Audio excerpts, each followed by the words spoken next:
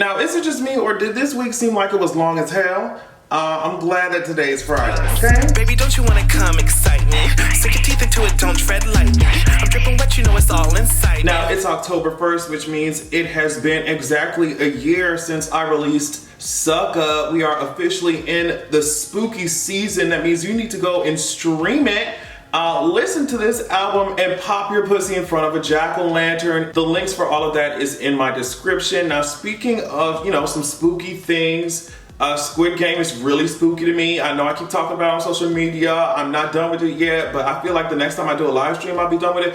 Or honestly, if someone asks me to talk about it on a podcast, which you can find at patreon.com/AdrianExpression, I will definitely do it. And I think by the time I'm ready to record for the podcast, I think by that time I'll be done with it. I feel like I'll be done with it this weekend, honestly today, but we'll see. That show is crazy. But anyway, since we talked about Insecure coming back last video, I just wanted to share with you what Issa had posted on her Instagram story. I thought the shit was funny as hell.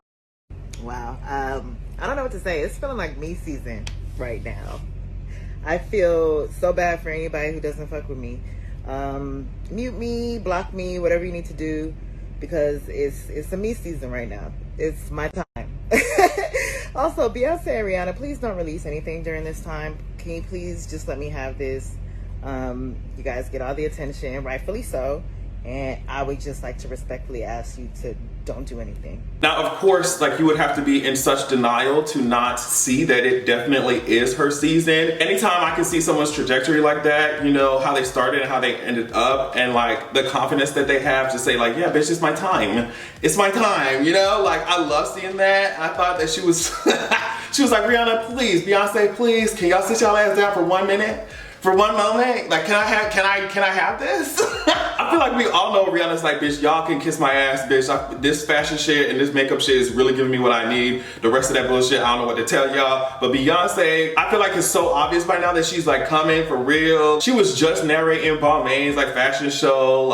She has this song Be Alive coming out in the soundtrack for King Richard with Will Smith, and that movie's gonna be released November 19th. There's a lot of music industry shit that's happening. Now, a couple of these pictures have popped up on social media, and a couple big news platforms, music celebrity news platforms have kind of took it and ran with it. So I don't know how true this is, but they saying this is looking like Miss Mama's, and I was like, isn't Adele 33? But people are just she definitely names the albums based off of the age that she started writing the songs for the album, so it would just make a lot of sense. So I don't know. Lil Nas X tweeted out the fact that Kidz Bop is doing a version of Call Me By Your Name, and I can this shit. Anytime Kidz Bop comes up with a version of a song that's really explicit or really just has adult themes, and you hear the Kidz Bop version, you cannot help but fucking cackle. That shit is so, I expected it to happen because it's a big song. They covered the huge songs and huge hits, but it's just hilarious to see. Something else that's hilarious to see is the fact that Bill Cosby was sitting over here, giving a shout out to Boosie, I guess Boosie got a biopic coming out, and I could only imagine what the shit looks like. I don't want to see it. I don't want to see it. Don't show me. Don't let me. I don't want to see it. I don't care about it. But I can only imagine that shit looks like it was recorded in a shoebox. I can only imagine. But he offered his support. I'm just predators of a feather. It's just, I don't know. It's funny to me to see Bill Cosby come behind some of the same niggas he definitely would, he definitely spoke out against all you niggas with a hard R. He definitely said, pull your pants up. It's so funny. All of a sudden, y'all found common ground, and that common ground is being a predator. Anyway, I also wondered how much of the shit going out of Bill Cosby's account that Bill Cosby's actually aware of, because every time they take pictures of him, it's every time they post pictures of that man, it's older pictures, or if it's a current picture, he barely knows. It seems like he barely knows what the fuck going on. They just taking a picture of him. I'm just he doing all this talking on his accounts. It's just obviously I believe that he believes some of the shit that's coming out of his accounts, but I'm just what's going on? And then so I noticed this recently posted by his fucking publicist. He said, as a publicist of Mr. Cosby, And this is posted on his fucking Instagram, I guess it's Facebook too. As a publicist of Mr. Cosby, I have the right to my opinion, and my opinion is not a reflection of Mr. Cosby's. Yes, I feel that Robert Kelly was railroaded, and those were my words, not the words of Mr. Cosby. I will continue to reflect my views because the First Amendment allows me the same privileges as the media. Thank you very much. Girl, what are you talking about? Like, you on someone else's account? What are you talking about? Like, you're on, oh, the First Amendment rights. Girl, shut the fuck up. Shut the fuck up. Girl, you on this man account, bitch. So it's so interesting to me to see the evolution, and I really should not say evolution because it's giving me regression. But how the Super Bowl has changed in so many ways. Like, they went from having like one mainliner to do the Super Bowl halftime. I feel like you already know that's what the fuck I'm talking about. Like, why the fuck would I be talking about the game? Why would I be talking about the game? Like, girl, like, get real. I'm talking about the halftime show. Like, it's like you would have one headliner, and then recently it's like, okay, you have a couple people on stage. Now you want to know who's apparently signed up to do the Super Bowl halftime show? It's Dr. Dre, Kendrick Lamar, Snoop Dogg, Eminem, and Mary J. Blige. Now, when I tell you that I'm not going to be watching that shit, the only thing I'll be interested in seeing is how Mary J. Blige is going to perform. I do want to see that. I want to see her cut up in them boots.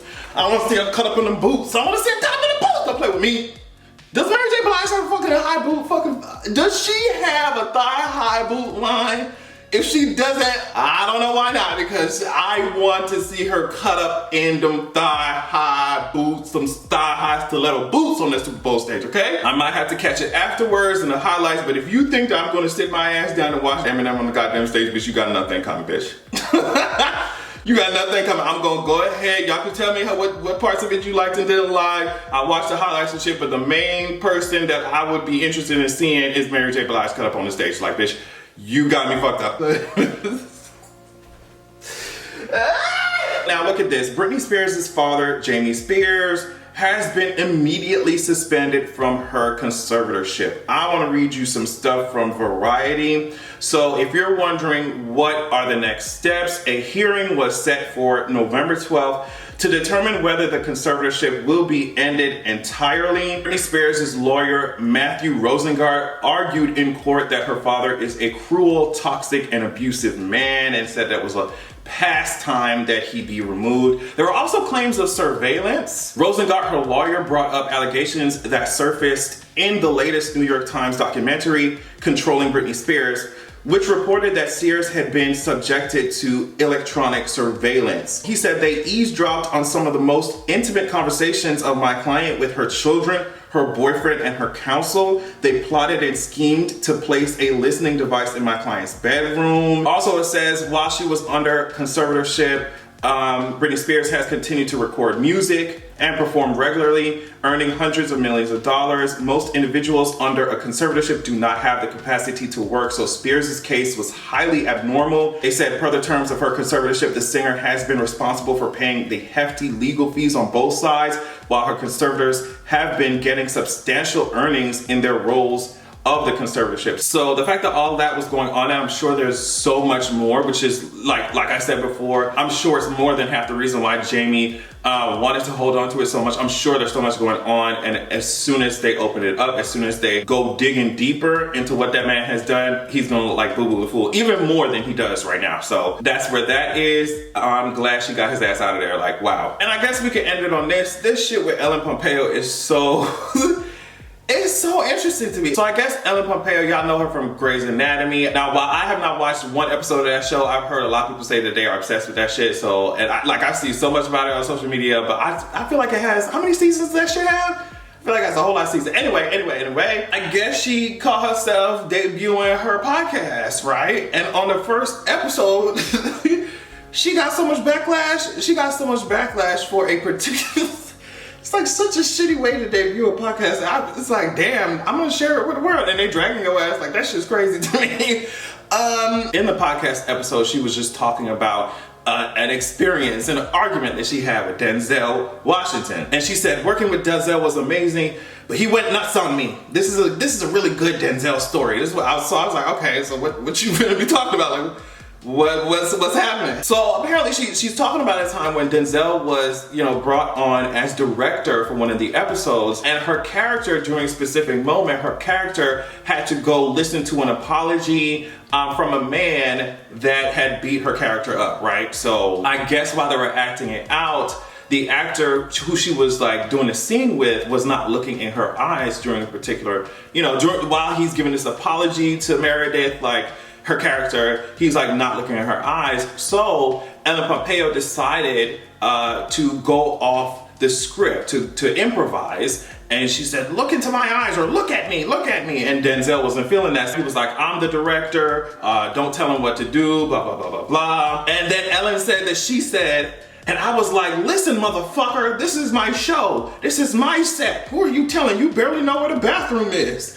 And then not only that, she said his wife came to set, and she went to his wife and they was talking, and she said, yeah, he yelled at me today. This is what she's saying to Denzel Washington's wife, like, yeah, he yelled at me today, yeah, he let me have it today, and I'm not okay with him, and I'm not looking at him, and I'm not talking to him. And then she goes on to say that artists and actors were just very passionate about what we do, and blah, blah, blah. So, like, I guess she thought that was really cool and cute to include, but social media did not Social media did not think so. So if you're wondering why Ellen was trending, it was because people were making a whole bunch of jokes that was just like, girl, you really thought that we were gonna be on your side for this? And like, you was cussing the fuck out of Denzel Washington and going complaining to his wife, and then you took that shit to the podcast, like your first podcast episode, and you thought like, the girls gonna love this. They ate it up, but they ate it up in a different way, girl. Like, this is my show. This is my set. You don't know where the bathroom is. Listen, motherfucker. Like, I would be like, if I was Denzel, I'd be like, we gotta hurry this shit up. Like, I know I signed a contract, bitch. Hurry, let's hurry this shit up, bitch. I'm telling you, if I was Denzel, I would be like, you know what? We ain't even doing this shit with actual cameras no more, bitch. Everybody whip out their fucking iPhones. We're just gonna send this we're gonna literally airdrop this footage to ABC, where the fuck this fucking show come on, and I'm going back to my trailer, bitch. That's probably why he brought his wife to the set. That's probably why the wife came to the set, like, so she could be like, what's up? What's up, Meredith? What's up, Ellen? What's up? You got something to say? And like I said, she did say like, oh, it was so wonderful working with him. I had a great time. It was, you know, artists get passionate and we fight and blah, blah, blah, but we made it through. And I just want to hear Denzel tell the story. I want to see if there were details left out. I want to see the exact timeline, like I'm fucking watching Loki on fucking, you know, Disney Plus. Like, I want to hear Denzel tell it. Denzel, do you got a podcast? You need to start a podcast. I want to hear it. And on that note, I love y'all so much. Thank you so much for watching. Make sure you check out patreon.com/AdrianExpression. Make sure you stream Sucka to get into the spooky vampire jack-o'-lantern, you know what I mean, trick-or-treat ass fucking spirit with a side of twerkaliciousness.